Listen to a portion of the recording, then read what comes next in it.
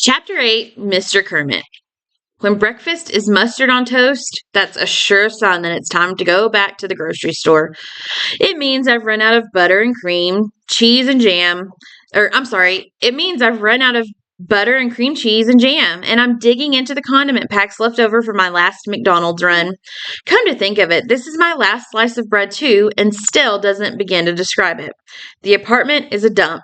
Clean enough, but definitely from a bygone era. I can afford much better, but I'm too disinterested to redecorate and too lazy to move. It's the perfect place for a meal of mustard on toast.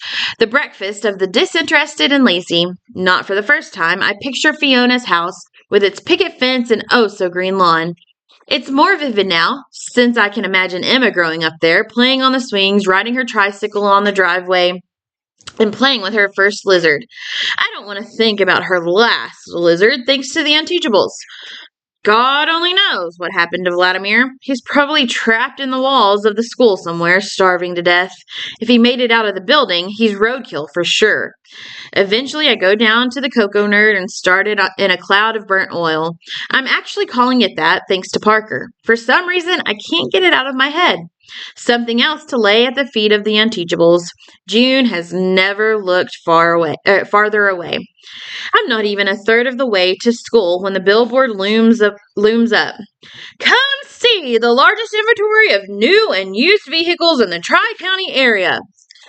And there's his face, grinning out through a flaming hoop like he's some kind of circus performer and not the sleazy used car dealer he was always meant to be. Jumping Jake Terranova, who will jump through hoops to get you a great deal on the perfect new or used car.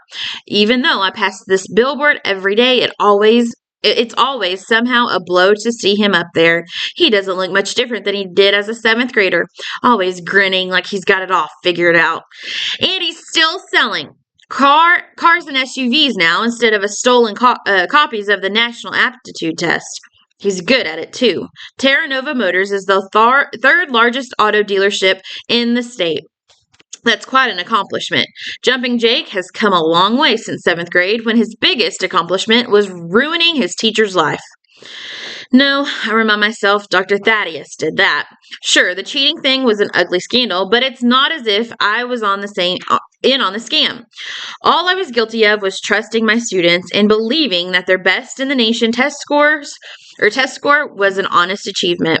My real crime, the one I'll never be forgiven for, was making Thaddeus look bad. The principal turned superintendent has been taking his revenge ever since. Jake Terranova was just the first tile that started the dominoes tumbling. The giant dealership looms up on the left. I can't help it. I count how long it takes to pass the vast lots and showrooms. 14 full seconds at the speed of traffic. It isn't enough that the Terranova kid got away with his 7th grade shenanigans. Obviously, they gave him the formula for getting rich. He's rolling in money while the teacher he took down is living on bread and mustard and driving a cocoa nerd. Although the main reason I haven't replaced the car is that I blame all auto dealerships for Jake Terranova. I turn into the school lot where Parker's pickup truck has sprawled across the last two open spaces. Sure, give a middle school kid a driver's license. What could go wrong? Annoyed, I block the pickup in, making a mental note to keep the kid after school just long enough to beat him out here. I didn't pack a lunch, but I remember buying a falafel a couple of days ago that I never got around to eating. It isn't on the passenger seat, so I try the glove compartment. No luck. It must have fallen in the floorboard and rolled under the seat when the car went over a bump. The cocoa nerd doesn't have much in the way of suspension. Bending over double, I reach around and pat the floor on the passenger side. Sure enough, I find the paper sack. But when I pull it out, there's a hole in the bag and the falafel half-eaten and torn to shreds. I get on all fours and peer under the seat. It looks like somebody lost wallet down there. Then it shifts, and two beady eyes peer at me. I recoil in shock, slamming the back of my head against the dashboard. With a squeak of fear, the creature begins to scramble away, but I jam my hand in and grab it before it can escape through the hole in the floor. Breathing hard, I draw the little guy out and hold him against my chest. Vladimir, I presume. In answer, the gecko poops in my shirt, or on my shirt. I sigh, unable to muster up any anger or even surprise. Vladimir is merely continuing a pattern of treatment that's been going on for 27 years. I brush the tiny pellets away. So the fugitive lizard did make it out of the building. Not only that, but he managed to find the one car in the parking lot with a hole in the floor and a falafel just waiting to be feasted on. And he's been here for the past 18 hours, safe and sound, while the custodian scoured the school, listening to every wall with stethoscopes. Still toting the little beast, I get out of the car. I hold on pretty tight at first, but relax when I realize Vladimir isn't going anywhere. Why should he? He's eating the rest of my lunch as we enter the school. I'm actually looking forward to restoring Vladimir to his rightful owner. True, that's dangerously close to caring, but Emma is almost like my daughter from another alternate universe, excuse me, her being Fiona's kid. The young teacher already thinks my class is a horde of barbarians, mostly because they are. This might get her to consider the possibility that I'm not to blame for it. As I approach room 115, her voice stops me in my tracks. I know teachers get burned out, Mom, but this is different. He's barely even alive. I teach right next door to him. He doesn't open his mouth all day. Those poor kids are going to learn nothing because nobody's there to teach them. It's such a shame.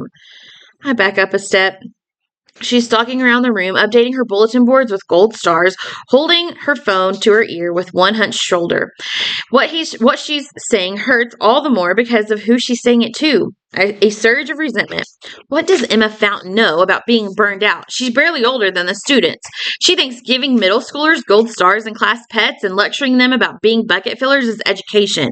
How long has she been teaching? 10 minutes? The first time she tried to take on the unteachables, they laid waste to her circle and released her lizard to the four winds.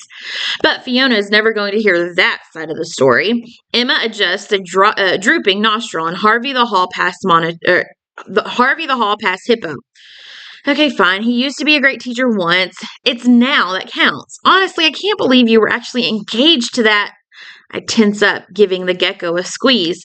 A short, sharp squeak is torn from his little mouth. She wills, and the phone drops from her ear.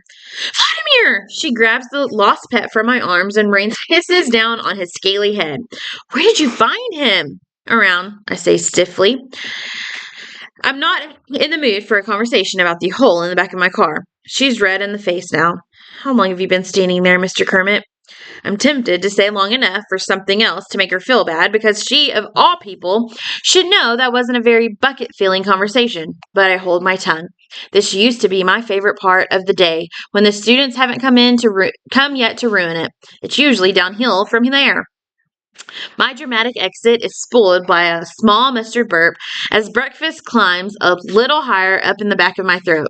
I need coffee. I cheer myself by picturing the toilet bowl on the shelf in the faculty lounge, dwarfing all the lesser mugs.